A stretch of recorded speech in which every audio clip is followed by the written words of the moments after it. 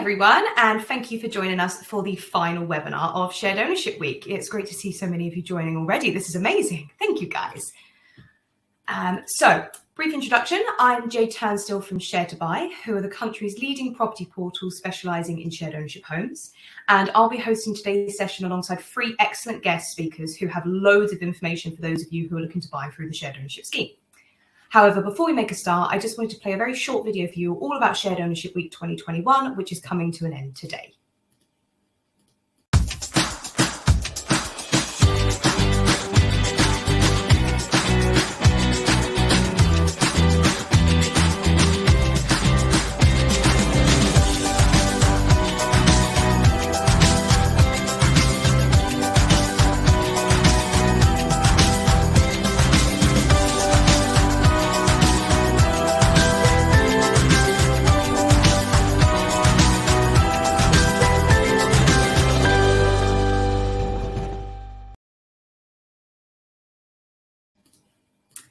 Perfect. So to get things started, I'll be joined today by Neil Mokes from the Havilland Group, Miles Forsdyke from PCS Legal, and blogger Kelsey Heinrichs, who are going to be talking you through the mortgage and legal aspects of buying a shared ownership property, as well as offering some first-time buyer saving tips. So a really, really good, informative session for you all today.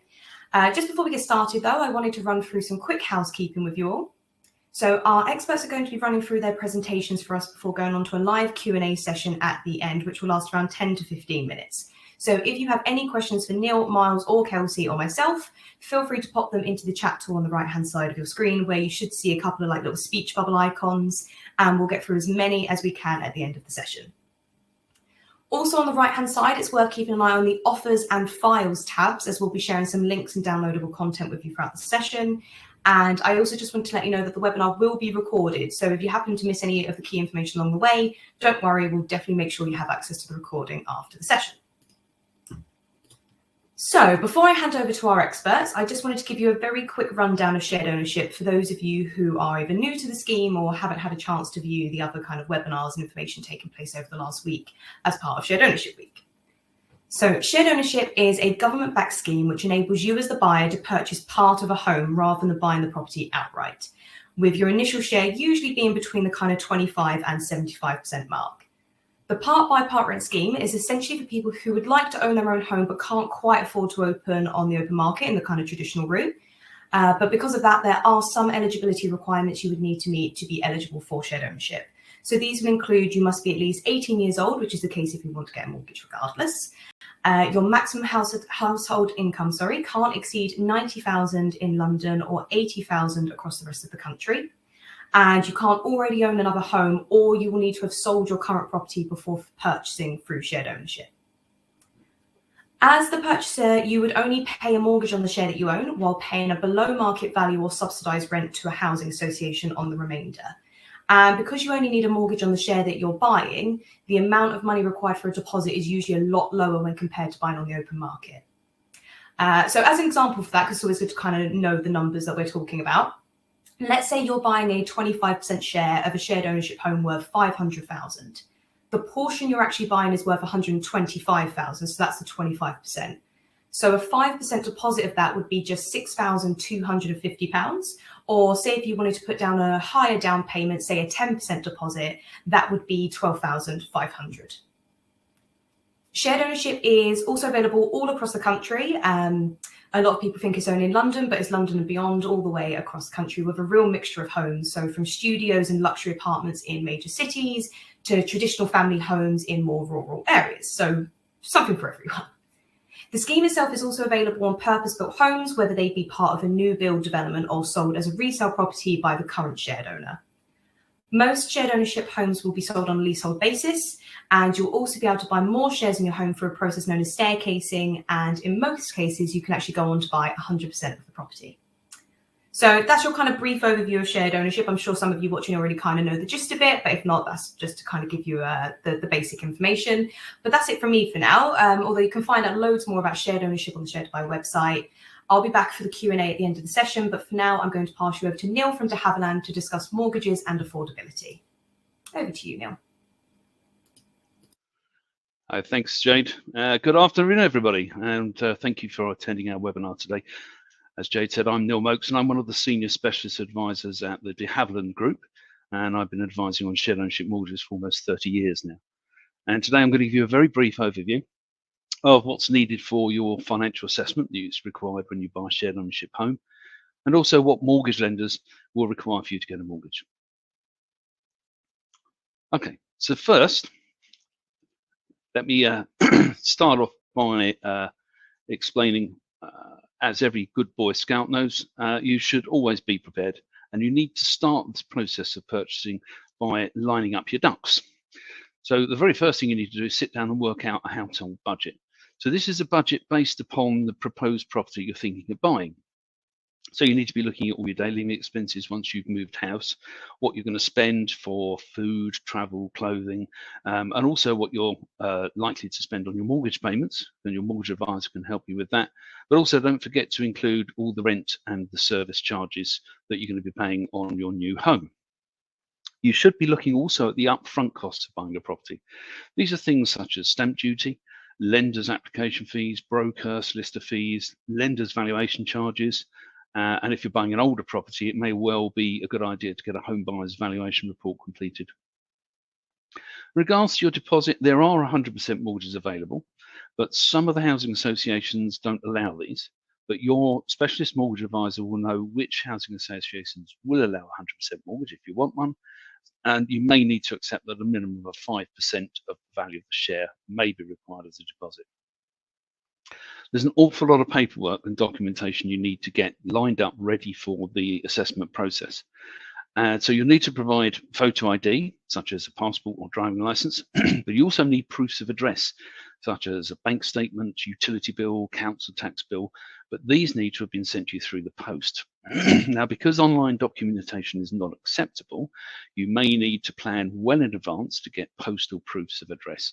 So certainly speak to your specialist mortgage advisor, and they'll let you know what is and isn't acceptable both for the housing association and any potential mortgage lenders. Contrary to popular belief, you do not need to have a mortgage already agreed in principle before you start looking for a home, because your specialist advisor will be able to tell you if you're likely to be accepted for a mortgage. But if the housing association or the estate agent selling a resale home, for example, are insistent on you having one, then your mortgage advisor can very quickly obtain an agreement in principle for you. Now, you don't need necessarily to informally instruct a solicitor to start work straight away, but you do need to have investigated the costs and get an idea of who you're going to be using with regards for your legal representation. And then once the housing association have issued the acceptance paperwork, this is known as a memorandum of sale, then you can ask your solicitor to start work and pay them some upfront money. You'd certainly be very wise to take specialist mortgage advice long before starting the buying process. The sooner you engage a specialist advisor, the better, as they can help you line up your ducks and guide you through the whole process. Okay, so we've got our ducks aligned. So if you go and find a property, and you'd think that would be the easy part, wouldn't you? But there are some things that you need to think about when looking for a property. For example, for shared ownership, generally there are more restrictions on lending on new properties than on second-hand properties. As an example, with a new build flat, some lenders will require a larger deposit than on a resale flat. And with resale properties, you also need to consider the length of the remaining lease, as some lenders require a minimum of at least 85 years remaining. There could also be issues with the constructions of a flat if you're buying a flat. In particular, materials used with the cladding. Since the Grenfell tragedy, flats quite rightly have been under investigation to ensure that the materials that were used in their construction meet the new stringent fire safety tests, and that's particularly but not exclusively on blocks that are over 4 stories high or over 18 meters, or that may have balconies that stuck one on top of another, or are clearly clad out of wood. In short, if you're buying an apartment that's more than about 18 months old, check to see that it's got a valid EWS1 certificate. Now, this is certification that all mortgage lenders will require on older flats. As I said, it's especially on those that are over 4 stories high, but there are some under 4 stories that may require it. And if your property you want to buy needs an EWS1 certificate and it doesn't have one, you will not get a mortgage. So ask the question of the housing association before you commit to buying the property. Okay, so you've found your dream home. It's got an EWS1 certificate and you're going to go for it. So the next stage is for your mortgage advisor to complete the financial assessment for the housing association. There's an awful lot of documentation needed for this process, the first of which is for you to complete the fact find. And this is a form that we as advisors use to gather all your personal details, and it's vital that we have accurate information about your circumstances. We'll need proof of your identity, as I said before, and also proof of your address that has to have been sent through the post. Now that's the difficult one because so many of us live our lives paper-free nowadays. You need to prove how much you earn. So the most recent 3 months pay slips and most recent P60 if you're employed, and if you're self-employed, the most recent 3 years SA302s or accounts. If in any doubt, ask your specialist advisor what's needed for the housing association and he'll be able to help you. In all cases, the most recent 3 months bank statements to show salary credits and general household spending like rent and your phone bill are required in all cases. And this also goes for the mortgage lenders. They will also want those. So make sure you're able to provide those. You'll also need to see proof of what your deposit is. And if this is going to be a gift, because gifts are acceptable, there'll be more details needed about the person gifting you the deposit. Again, if it is going to be a gift, make sure you run through this with your specialist advisor, as they'll be able to tell you which gifts are acceptable and which aren't.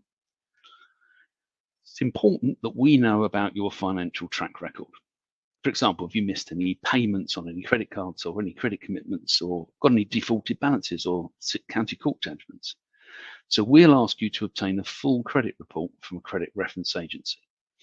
And if you've got a checkered financial past, this doesn't necessarily prevent you from proceeding, but we have to know about this upfront.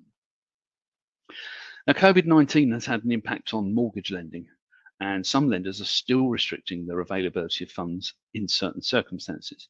So you might be asked if and how your income was affected by COVID. For example, were you furloughed? Did you receive a self-employment government grant or a coronavirus business bounce back loan?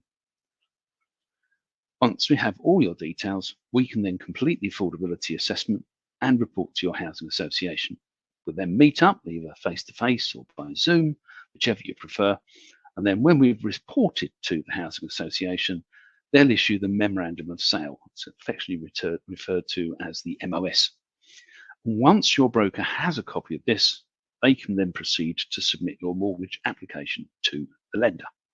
It's worth noting that most mortgage brokers won't submit an application without the MOS. That's like a big tick box from the housing association. So when you get the MOS, make sure that the advisor also has a copy. We can then also discuss with you the various protection options that are available to ensure that once you own your home, you get to stay in it. And should you become seriously ill or unable to work through accident or illness. And many housing associations will expect you to exchange contracts within 28 days. So there is a lot for your mortgage advisor to do. And so much of this can be done in advance of you finding your home. So please don't wait until you've found a property before you ask your advisor to start work. That's enough for me. And thank you very much for your attention today. If you have any questions, don't forget, pop them into the Q&A, or feel free to email me if you need any help understanding the processes, need an assessment, or just need an advisor to help you with your shared ownership journey. So I'd now like to pass over to Miles Forsdyke from PCS Legal, who is going to run you through the legal procedures required for buying your home. Thanks, Miles. Hi, Neil. Thank you so much for that. Hello, everybody. My name is Miles Forsdyke, and I'm the practice manager here at PCS Legal. Today, I'm going to give you a brief guide on the conveyancing progress for purchasing a shared ownership property. So, when purchasing a property, it's also known as conveyancing. So, conveyancing is the legal transfer of a property from one owner to another. The process will involve a conveyancing solicitor or licensed conveyancer who acts on behalf of the buyer to ensure that their client receives the title deeds to the property and the land it sits on. Conveyancing covers all the legal aspect and admin work required to ensure that a house purchase is valid under UK law. Now, whether you purchase, sell, or remortgage a property, you will always require a conveyancing solicitor or licensed conveyancer to be able to act on your behalf. So now I'm going to speak you through some of the steps that we have to undertake in the conveyancing process for you. So the first step is searches on the property that you plan to purchase. So searches are inquiries that are submitted to various authorities which provide you with more information about the property that you plan to purchase. So some of these authorities could include local councils, environmental agencies, or coal and water authorities. The searches provide crucial information relating to the property that you're planning to purchase.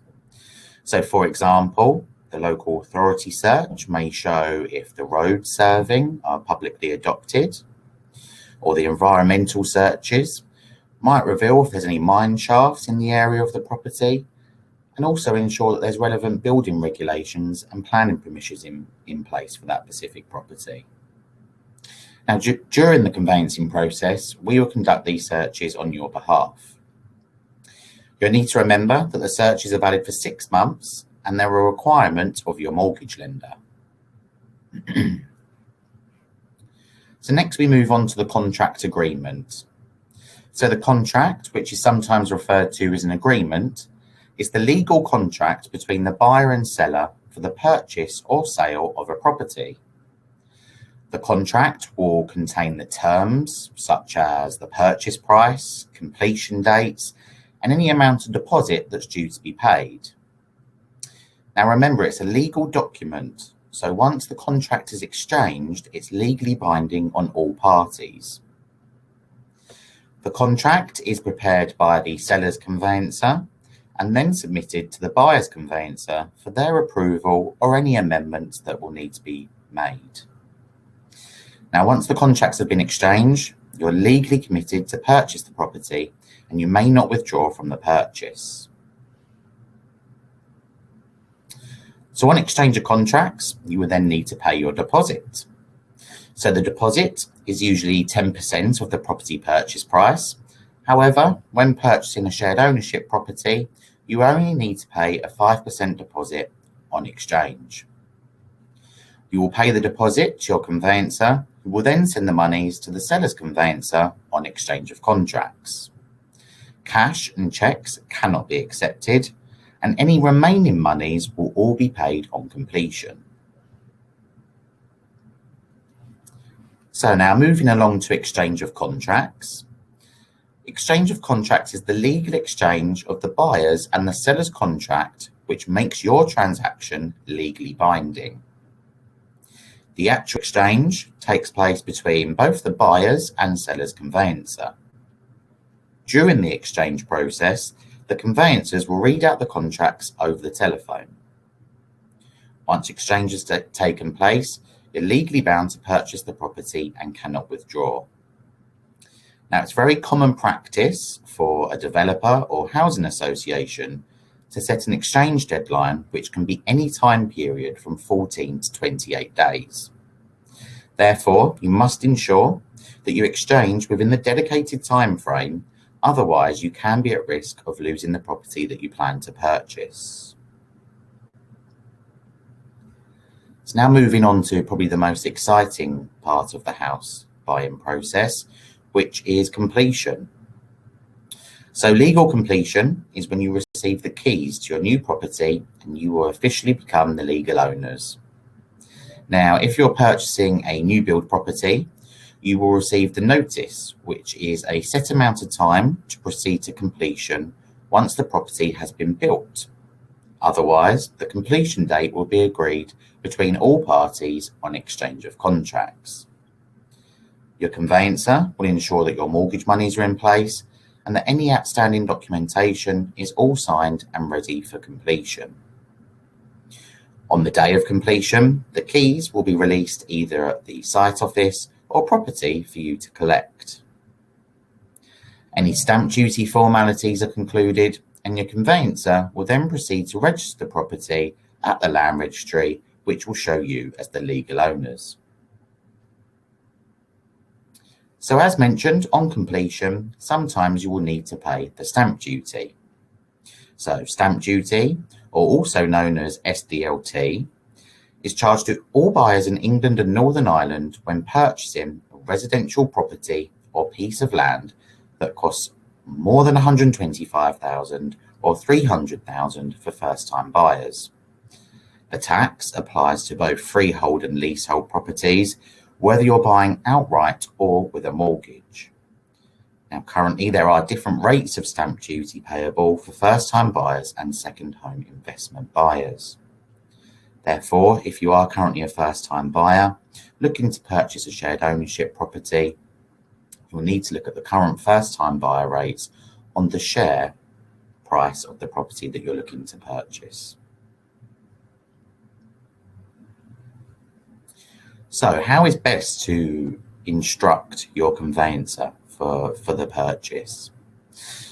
So once you proceed to purchase a property, it's likely the developer, housing association, or estate agent will have their own recommended conveyancers for you to use. Now, always remember there's no requirement for you to use the recommended company. However, there'll be good reason as to why they're recommended. Now, here's my 3 top tips, what you need to look out for when instructing a conveyancer. So the first will be their cost. Conveyancing fees can vary from anything from £300 to £3,000. Ensure that all quotes you receive are all upfront costs and no fees will be added on when you come round to completion. Now remember, cheaper quotes may be appealing.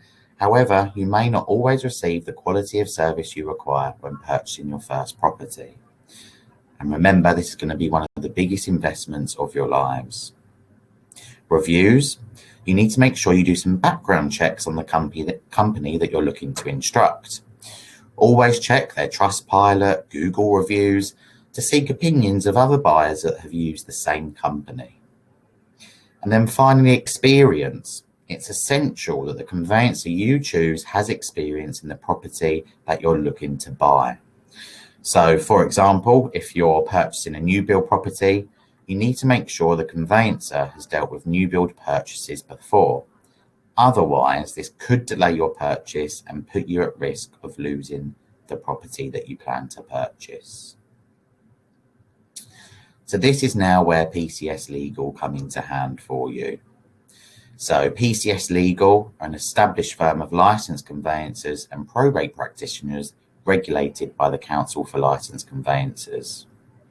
Based on land registry statistics, we're ranked in the top 4% of conveyancing law firms in England and Wales. We have 4 offices based across London, Basildon, Ongar and Wickford in Essex. However, we act for buyers nationwide. Experience. Our property lawyers have extensive legal experience in all fields of property law, and we're qualified to deal with all of your needs. We have dedicated new build, shared ownership and first-time buyer departments, which all have bundles of experience in dealing with similar transactions. We have recently launched our PCS Legal app for all first-time buyers. You will receive a progress tracker with step-by-step milestones of your transaction and receive instant updates and push notifications when we're working on your file. So thank you very much for your time this afternoon.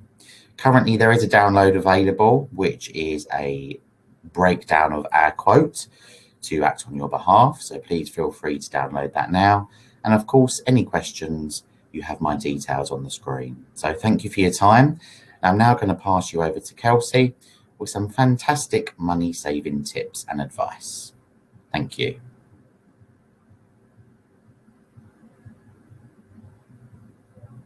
Thank you, Miles. Hi, everyone. I hope you're well this afternoon. My name is Kelsey. I'm an interiors blogger. I'm currently in the process of buying my first home and I've saved up for a house deposit. I've not had any inheritance or financial help from my parents. I spent the last 5 years renting in London, which, as you can imagine, is very expensive. However, I managed to save up with using a bunch of different tips and tricks that I'll be sharing with you today. So in order to make your money work for you and make the most of your savings, here are some tips that will help you multiply your savings and budget your money effectively. Starting with automatic bank transfers. Rather than waiting to see at the end of the month how much money you have left to put into your savings, make it a non-negotiable bill and set up an automatic transfer into a separate savings account. If you're self-employed like me, you never know when your next invoice is going to get paid. So what I like to do, the minute I get a job paid, I transfer 20% of that payment into a separate account for tax and another 20% of it into my savings accounts. We all know that currently bank interest rates are abysmal at the moment. So I found the best interest rate I could get on my savings was through a notice savings account. So what this means is you put your money into an account that either has a 95 days notice or 120 days, and the banks are able to offer you a slightly higher interest rate. This means your money is out of sight and out of mind. It's a lot harder to dip into your savings for those impulse purchases. So it effectively forces you to save a lot more. I'm currently using Moneybox, who have a 0.6% interest rate on their 95-day notice account. There's also the lifetime ISA, where the government will give you 25 bonus on your savings. You can put up to £4,000 per year in this account, which means you'll get £1,000 per year back from the government, free to use towards your first home, which is an amazing scheme. You can also look into investing. You can invest up to £20,000 per year tax-free. Again, I recommend the app Moneybox or Plum, and also the book Barefoot Investor if you've never got into investing before and just want a bit of a beginner's insight. Auto roundups is another way to make your money work for you. Most banks offer this. I'm with Lloyds and they offer this on their app, but also Monzo, Plum and Moneybox offer this as well. So next time you're out and about and you might spend £3.50 on a coffee, these apps will then round it up to the nearest pound and save that extra 50p for you. So again, it's all these systems put into place to make your money work for you when you're not thinking about it. And the method that has been an ultimate game changer for me is jam jar budgeting. So you may have heard of this from your grandparents when they're saving. They would have got physical cash out and put it in literal empty pots of jam, or maybe even envelopes. And the reason why this works really well is because it forces you to categorize your different saving goals into different categories. So what I did was I just got really realistic about what I was spending each year. I used the app Hyperjar, which is free to use. You also can sign up and you'll get a debit card sent to you in the post. I made different categories for different areas of my life. So I've got money set aside for when I want to go brunch on the weekend, when I'm buying birthday presents, Christmas presents are coming up, and also a holiday fund. That way, why this works really well is when I have these, purchases come up, I'm not having to dip into my savings as I've already set money aside for them. So I really recommend this app. It's been an absolute game changer for me. So moving on to the next thing, being honest about your spending habits can help with your savings. I don't know about anyone else, but when I was reviewing my monthly transactions, I was shocked to find out how much money I was spending on food, especially on alcohol and takeout. So the first thing I recommend is to delete all the food delivery apps on your phone. I'm talking Uber Eats and Deliveroo. Out of sight, out of mind. You want to create a barrier so the next time you're feeling a bit too lazy to cook, you're not going to be tempted to hop on your mobile phone and order some food in. In the same vein, make sure to keep some cheap options in your freezer. I like to keep £1 pizzas or some fries. So again, I'm not tempted to order Domino's and spend £30. I have some cheap alternatives in my freezer ready to go. Meal prepping is another great way to save money on food and drink. I love using Simply Cook. They're a lot more affordable than HelloFresh. I've actually got one here, which I will show you. They come through letterbox. It's a lot less plastic waste. It comes in a little like cardboard box, and you get these little kits, and they come to around £2 to £3 per serving, and they're delicious. So I really recommend those ones. Investing in a coffee machine, I use an espresso machine, and using ground coffee is a lot cheaper than buying coffees out. I save hundreds of pounds a year. That said, if your prep coffee is going to get you through your workday, treat yourself, because everyone has your vice, and it's important to reward yourself as you're going through and saving for a house deposit. Eating more plant-based foods will obviously save you money on meat. You can try with meat-free Mondays. I've got lots of good recipes on my blog to get you started. And also making meals from what's already in your pantry. I know I've got probably a dozen tin foods just waiting to be used. So I'm definitely going to challenge myself this weekend. And also just keeping your fridge tidy so that you're not putting any food to waste as well. If anyone else is a shopaholic, I know I spend a lot of money on home decor, then here are a few tips to save money on those necessary purchases so you can keep some extra pounds in your bank. The first thing I like to do is to create a wish list. What I mean by this is anytime I'm tempted to buy something, I'll take a moment to stop, write this down in my notes app on my phone, and then at the end of each month, I review this list and then pick one thing to purchase. More often than not, though, when I come to the end of this month, I usually find that I no longer want that item, and therefore I just stop myself from doing those impulse purchases. I also recommend unfollowing shops, brands, and influencers on Instagram. Anyone who's influencing you to purchase is probably not a good idea to follow. Also, make sure to remove yourself from any retail e-newsletters so that you're not getting constant updates about sales. If you do need to buy something, however, I recommend using the web browser extensions Honey and Karma. So if you're on your computer or mobile phone and you're using browsers like Chrome or Internet Explorer, these will add on as a little extension. So Honey, for example, when you're on a website at the checkout, they will scan through and give you some discount codes to use, which is really useful. And Karma is another great one. What you can do is, again, when you're looking at a retailer's website, you come across an item you like, save it to Karma, and they will send you an email when that item goes on sale. Another way to save money is to not be brand loyal. Go to the websites moneysupermarket.com, gocompare.com, and uswitch.com.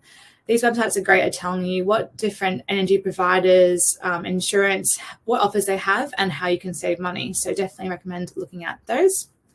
Also, try a no spend challenge this month or next month. I know October is happening, so that's another good way to save. But what I mean by this is challenging yourself to no spending periods, whether that's a weekend, week, or month. Obviously, you're going to spend money on those necessities like groceries and bills. But outside of that, see if you can avoid going out, no new haircuts, things like that. And obviously, shopping sustainable is another great way to save money. I prefer to definitely invest in quality over quantity. I avoid fast fashion trends, and I'm always seeing where I can make sustainable swaps on everyday items so I can buy once rather than buying twice cheaply. Another quick tip is to earn money back on your purchase with sites like Top Cashback. It's free to join, and members on average earn £345 a year back on their purchases. I think they work with over 5,000 retailers, including sites like Amazon and eBay. So yeah, definitely worth going on there and checking what offers they have. My last few tips that will help you save money and build more towards your home deposit is to simply earn more money, which I know is easier said than done. However, here are some ideas that will help you earn some extra money on the side. So the first one is passive income. So what I mean by this is making money in a way that you can do it while you sleep. So for me personally, I sell Lightroom presets online. What these are digital products that will help people edit their photos. It's easy to set up. I don't have any overheads. I don't have to have a warehouse or rent or any postal costs. So definitely something to look into. Etsy is a great place if you want to sell any handmade goods. You could also offer services to your community, things like babysitting, dog walking, tutoring, and cleaning. Put the word out to family, friends, and you might be surprised who needs help in your community. And you can also list these services on Airtasker and TaskRabbit. That's usually where I go to hire a cleaner, so definitely worth checking out. Selling used goods. Every few months, I like to do a massive clean out of my home and sell what no longer brings me joy or what I no longer need. Facebook Marketplace is a great place to list all these items, and websites like Depop, eBay, and Vinted are great for selling secondhand clothes. If you're in the creative industry like me, I'm in a graphic design background. So if you can do any of these skills like copywriting, photography, etc., you can find freelance jobs on Upwork and Fiverr. I also recommend getting into furniture flipping. Just last week, me and my partner bought a £15 IKEA cabinet. We painted it and then we sold it for £200. So you don't need to have a crazy amount of experience in this area either. So make sure to follow me on Instagram if you want some more tips on furniture flipping. And my last tip is to start a blog or Instagram account. Turning your passion into income through blogging content creation is definitely a very good way to make money, and it's never too late to start. I actually started my interiors Instagram during lockdown. I normally do travel bloggings, but as you can imagine with the pandemic, I wasn't able to do that. So I focused on sharing my home, and only 2 years later, I've been able to make a full-time job out of it. So if you want any tips, feel free to message me. Visit my blog for more tips. And yeah, thanks so much for listening. Feel free to pop any questions in the question box, and I'll pass over to Jade. Perfect. Thank you so much, Kelsey. We're just going to wait for Miles and Neil to join us as well, and then we'll jump straight into the Q&A. That was amazing, guys. Really, really informative. Loads of information there. Loads of questions coming in, so we're just going to go straight into it. We're going to have a busy kind of 10 to 15 minutes for you guys. So let's start with Neil. On the mortgage side of things, so we have a question here. What effect does existing debt, such as credit cards and loans, have when applying for a mortgage? And does the balance owed get taken away from your salary amount? Okay, so that's a very good question. So with most mortgage lenders and most housing associations, they'll take any regular commitments into account. So if you've got a loan that's going to last for, say, a year or so, the monthly payments of that will be deducted from the salary before we work out how much they will allow you on your shared ownership property. And the same thing works with the mortgage lenders. With credit cards, generally speaking, on the housing association assessment, they will take 5% of the outstanding balance as a regular commitment. Mortgage lenders take slightly less, so a little bit more flexible. But the best bit of advice I can give to anybody is to work hard on those credit card balances and clear them down as quickly as you can. And if you have a loan, then you need to be thinking about ways to clear that before you start applying for a mortgage. Great, thank you. And then we'll jump over to Miles now. A few people are asking about kind of stamp duty and how that works when you're buying a shared ownership home. So how do you work out the stamp duty if you're only paying for 25% of a house? Certainly, yeah. So with stamp duty on shared ownership, you will only be paying the stamp duty on the share that you're purchasing. So say, for example, if you're purchasing a 25% share, then the stamp duty will then be calculated on whatever the cost of that 25% is. One thing to bear in mind with shared ownership properties is the stamp duty is calculated on the share price, but sometimes things like Help to Buy ISAs, lifetime ISAs aren't. They're actually calculated on the overall value. So just always bear in mind that if you have sort of got any other backup options that are obviously assisting you with the purchase, that sometimes they're not always based on the share. But yeah, stamp duty is always on the share that you're planning to purchase. Miles, do you mind if I ask you a quick question? Yeah, of course. This is one that a client asked me the other day. They said that they'd heard that it was possible to pay the stamp duty on the full value of the property. Is that allowed? You can, yeah. So with a shared ownership property, you've always got the option to purchase the stamp duty on the 100%. Now, with that, it all depends obviously on your financial circumstances and essentially how much that stamp duty is going to be for the 100%. Now, currently at the moment, where there's the holiday in place for first-time buyers, so anything under 300,000, you don't pay any stamp duty on, and anything up to 500,000, you only pay a small 3% in between 300,000 and 500,000.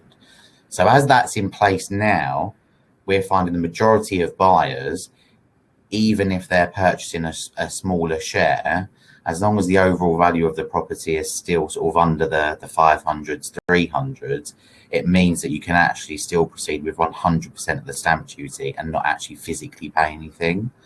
So it's always something to bear in mind, but obviously sometimes it can vary on your sort of financial circumstances and obviously exactly how much that stamp duty is if you're going to pay the 100%.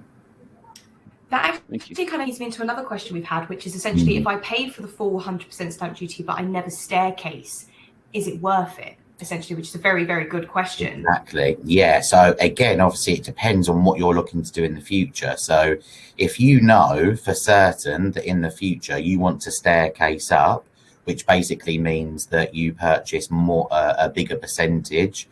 If you can staircase right up to 100%, then that's great, because that will mean sort of everything in relation to shared ownership is gone and you will then own 100% of the property. So if you know you're going to do that, then yes, it's always a really good opportunity to do the stamp duty on 100%. However, if you know you're not going to do it, then I would say not to, because essentially it could just be a waste of money if you know you're not going to do it.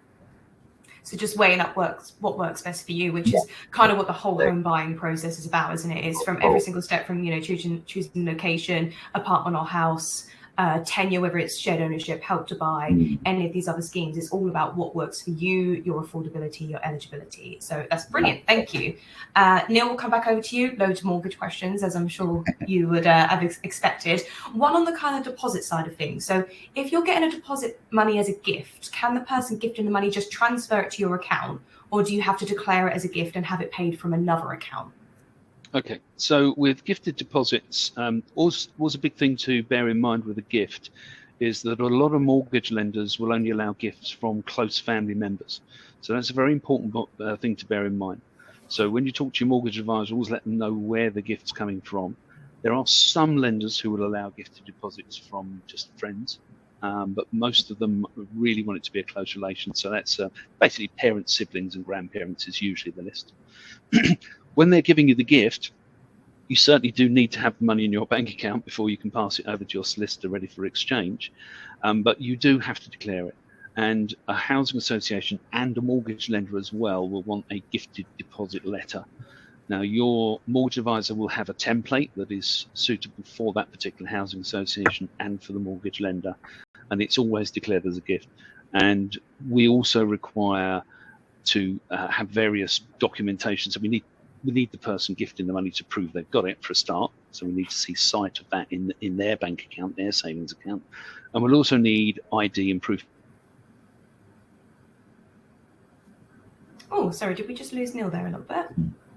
Oh, sorry, I think you cut out at the end there, but yeah, completely get what you're saying. You have to kind of declare that as a gift. You'll have to fill out a form. There'll have to be proof of where that's coming from, which I think is completely understandable. And I mean, that probably links into Miles' side with like money laundering and making sure we know where everything's coming from. It does, yeah, no. And what you'll find as well, a lot of the documents that obviously Neil just mentioned that he needs, we will also need as well. So that's always a good thing to bear in mind pretty much in the whole process, that when you are gathering all the documents and everything together, if you can sort of have extra copies in that, 'cause it's always likely that your conveyancer or solicitor is always going to need to see them as well. Perfect. And then we'll jump over to Kelsey for this one. So very specific for you. I'm in the early stages of buying an apartment and really excited to decorate, but with deposit and fees, it looks like there's going to be very little left in the pot for decorating and buying furniture. Do you have any advice on how to decorate my new place on a budget? Which is a lovely question. Definitely. So recently with shared ownership, I had a challenge of styling an entire living dining area on the budget of £500. So it seems like a very low amount, but it's definitely possible. I recommend hopping onto Facebook Marketplace. Often you'll find that people have bought IKEA furniture and it's only a few months old and they're selling it for half the retail price. Also, if you can invest into antique furniture. When I was doing this project, I found a £30 coffee table that's actually worth a few £100. So you can set up like little notifications to search for keywords such as mid-century. And they all also like appreciate in value as time goes on. You can always sell if you change your mind in style. Also looking at sites like eBay and Amazon, I was able to find a sofa that was £170 and really stylish. So yeah, those are just a few tips to get you started. Perfect. Thank you. Just have a quick look here. We've got loads and loads of questions coming through, so I'm just trying to grab any that kind of coming through a lot. Neil, one for you. I'm thinking this might be kind of in your way. It could be a bit of an all-rounder, actually. So I'm getting divorced, but it seems that couples and families have favour when it comes to housing. Is that correct? Is that your experience? Quite a big question there. This is actually a difficult one to answer because in theory, shared ownership is open to everybody. So a single person could buy a 3-bedroom house, for example. In reality, what the housing providers are looking to do is house people appropriately. So it would be better for somebody to be housed in a 3-bedroom house if it was a couple with 2 children. Just getting divorced and being on your own doesn't mean you're going to be forced down the route of having a 1-bedroom flat. But what you do also need to bear in mind is that if you are buying on your own, it's likely that your affordability may be affected by only having a single income. And that also is going to guide which property you're likely to be offered. But it is all down to affordability. Great, thank you. Miles, we'll come back over to you for this one. So I have seen this pop up a couple of times, and it's regarding staircasing. And basically, if I staircase so essentially buy more shares in my shared ownership home to 100%, would I remain a leaseholder or would I become the freeholder automatically? Yeah, so that's a really good question. So basically, if it's a leasehold property that you have brought and you staircase up to a 100%, you will still be a leaseholder. So basically, a leasehold property is a flat. So that means that you will own the flat and somebody else, normally a management company or freeholder, owns the whole building and then the rest of the land that it sits on. So just by staircasing up to 100%, it means that you will own 100% of the flat, but you won't own the freehold to the development, no. So yeah, to add on to that, shared ownership is generally leasehold a lot of the time, even with the new build developments with houses. But a lot of the time, so as Miles says, apartments, regardless of tenure, are leasehold because there is obviously that kind of wider body that own the land that the flats are on.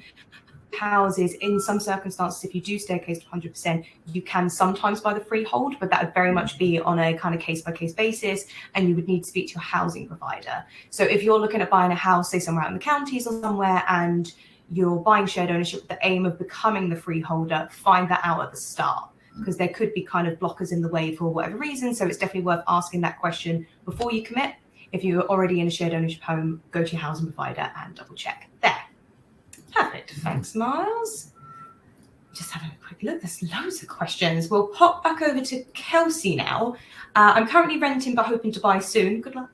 Are there any high street stores which you would recommend for well-priced on-trend furniture? Oh, definitely. I really love Dunelm, H&M, La Redoux, Masons du Monde is a good one. And yeah, I mean, I was just literally out last night. I went to H&M after dinner. So yeah, I've got a blog post which has like a list of different retailers if anyone wants to check it out. Perfect. Thank you. Guys, any on-trend high street stores, you know?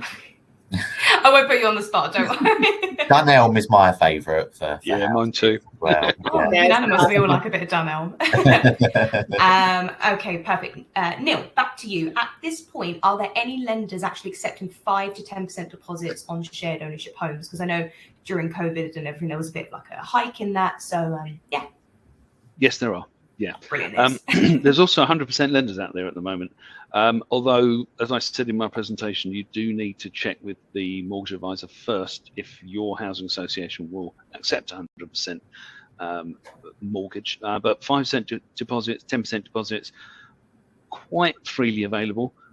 One word of caution, the interest rate is going to be slightly higher than if you have a larger deposit.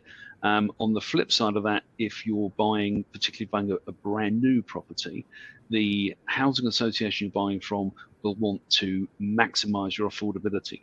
And by that, they mean they want you to buy as big a share as you possibly can where it meets your affordability. And sometimes that may mean that they will ask you to buy a bigger share rather than use your savings as a bigger deposit. So that's slight caveat.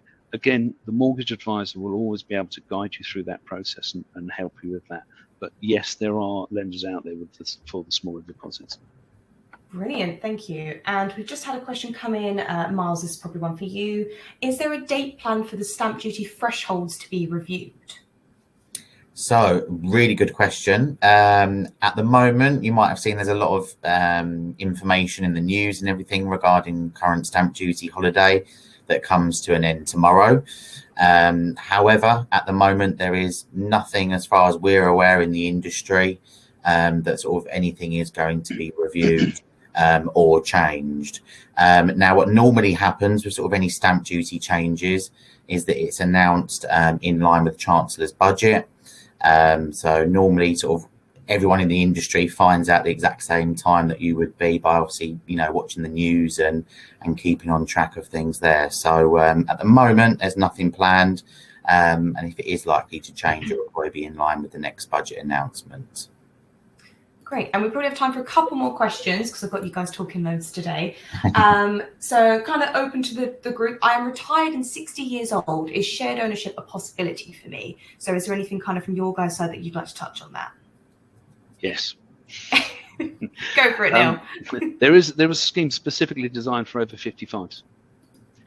So, and that's available to anybody over the age of 55, even if you're not retired.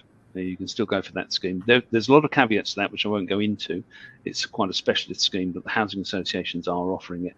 But even at age 60, you can still get a mortgage. A lot of mortgage lenders will deem you to be retiring at age 75, so they'll allow you a 15-year mortgage. So you're still possible to buy a shared ownership property even at that age. Yeah, absolutely. So the scheme that Neil's referring to there is called Older Person Shared Ownership. And we do have some information on sharedtobuy.com about that specific scheme, which kind of goes into the ins and outs. But essentially, there's certain things you need to know that it's a little bit different to shared ownership. So the kind of basics are the same, but you are generally capped at 75% for staircase and you can't go up to 100%. So kind of just making sure that that's the right scheme for you, doing your research, but knowing there's those different options there for you. Perfect. And we have here, my girlfriend and I want to buy a flat together. She works, but I'm at university. Would we still be eligible for shared ownership if I'm a student? Then again, yeah, I'll dip in on that one. Yes, absolutely. Slight word of caution that when it comes to affordability, particularly from a mortgage lender's point of view, they may deem the person who's not working as a dependent of the person who is working. But there is one way of arranging sort of, I was going to say is a way of getting around that. But one way that you could approach this would be for the person who is working to apply for the shared ownership property in their own name, which they can do. If you are married, there are some exceptions to that, because a lot of housing associations would ask if you are married that you buy it as a joint couple. But certainly if you are two individual people, you're just boyfriend or girlfriend or partner and partner, there's nothing stopping one person buying the property and then the other person living with them, as long as that person declares that they're going to be living there to the housing association and also to the mortgage lender. Brilliant. And I'm just going to end on this question because it's one we get every single webinar, so I always like to cover it, which is one that I can kind of touch on, about pets in a shared ownership house and whether you can have them and the kind of influence and stuff like that. So essentially it's very much case by case. A lot of the time your housing provider, whoever you're interested in buying with, will be able to kind of tell you their rules on this. But essentially, you know, if you're buying a shared ownership house with a garden, there's not usually many problems there. They're usually pretty kind of go for it with that side of things. If you're buying a 10th floor apartment and you want a massive Rottweiler or an Alsatian, there might be some issues. They might be like, no, get a house cat. But always worth double checking, because some do allow it, some don't allow it. But the lady who actually asked this, I'm looking at now, has asked about if there's any influence on the purchase. So, I mean, from your guys' perspective, do you ask this question? Do you have pets? And what do you do with that information, essentially? Strangely, we do. It sounds odd, but it comes into affordability, because if you've got a very highly strung pussycat that's cost you several tens of thousands of pounds, and I have got a client who's got one, vet bills can be very expensive, and when you're looking on people's direct debits, you see the customary pet insurance going out and then the checkup of the vet's going out, and that can actually have an effect on affordability, not necessarily for the shared ownership assessment, but certainly from a mortgage lender's point of view, because going back to my presentation, they will always ask for 3 months worth of bank statements, and that's what they're looking for. They're looking for trends in your household spending. So when you move into your new property, are you going to continue to be able to afford that property, given that you've got this Mancoon cat? Lovely. Miles, did the solicitors ask about this as well? Yeah, believe it or not, we do as well. Even from a legal side, that is really common and it does come up. And like you said, obviously more common in leasehold properties. So if it is a flat, because what you'll find is the lease will always have a clause in there in relation to pets. So again, like you said, it is sort of down on a individual basis and housing association basis as to what information they need. But from the legal aspect, it's normally you just have to provide information on obviously what the animal is. Sometimes photos you have to provide. So that's always quite interesting for us when we get to look through your pet photos. And then obviously we can send them over to the housing association for them to then issue the consent for that pet to be at the property. So yeah, it does come up for us as well, believe it or not. Really good to know. Really interesting question to ask how it influences the whole process. There you are, Kelsey, you're looking to buy if you've got any pets. Bear that in mind. Perfect. Right, well, I've had you guys talking for so long now, so I'm going to have to wrap it up here. Firstly, I just wanted to say a massive thank you to Neil, Miles and Kelsey for joining us today. And thank you to everyone in the audience who asked such really interesting questions as well. We hope you found the session really useful. As I mentioned earlier, Shared Ownership Week actually wraps up today, but you can still find tons of information on their website, and you can also learn more about the scheme and start your property search on sharedtobuy.com. That's a wrap from us, but thank you again to our speakers for joining us today, and we'll be sending out links to a recording of the session shortly so you can rewatch and make any extra notes. And that's it. Thank you again. Keep safe and have a lovely day. Thanks, everyone. Thank you. Thank you all. Thank you. Bye.